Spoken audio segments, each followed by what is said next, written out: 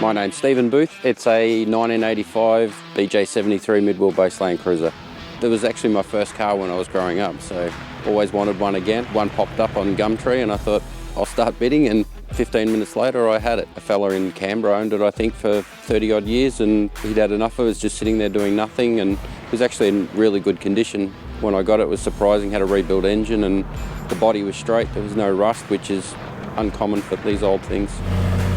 When I first got it, just imagined that I'd grab it, buy it, drive it, and then the engine unfortunately had a little bit of a mishap, so I decided to pull the engine out, put something a bit bigger and more powerful, and then as it was coming apart I decided to paint it, and then we took the body off and had the chassis repainted and blasted as well, and it sort of just kept evolving from there. So a couple of years later we've got what we've got now. A few outsourced suppliers like paint and whatnot, but other than that I've pretty much done it mostly myself. The motor is a 1HD FTE from the 2079 series Land Cruisers with the factory turbo engine. Transmission is from 100 series. It's got a constant full drive transfer case in it as well.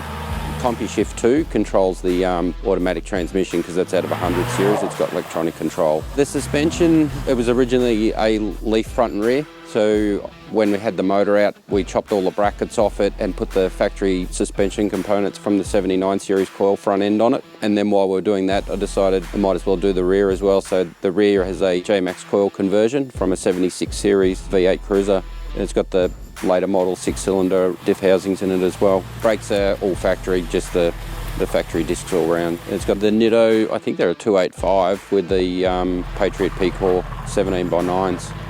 Interior it's pretty much as you would get it from factory, other than the center console. They came with a factory 4-speed in it, so that's all original. We couldn't buy the fabric anymore. The interior was fairly untidy, so we end up just re-trimming the whole thing. It's got a dual battery setup. It's got twin Optimas with a red arc BCDC. So we've got the Kmart rear bar from a 78 series, the troop carrier, pretty much bolt straight on, and the ARB stuff from the V8 79 series with the side steps as well. And it's got the intensities from ARB.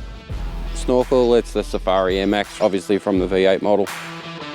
We plan to just use it as a promotional vehicle to sit out the front of work, and it sort of gets people talking about modifications and so on, and basically just a daily run around.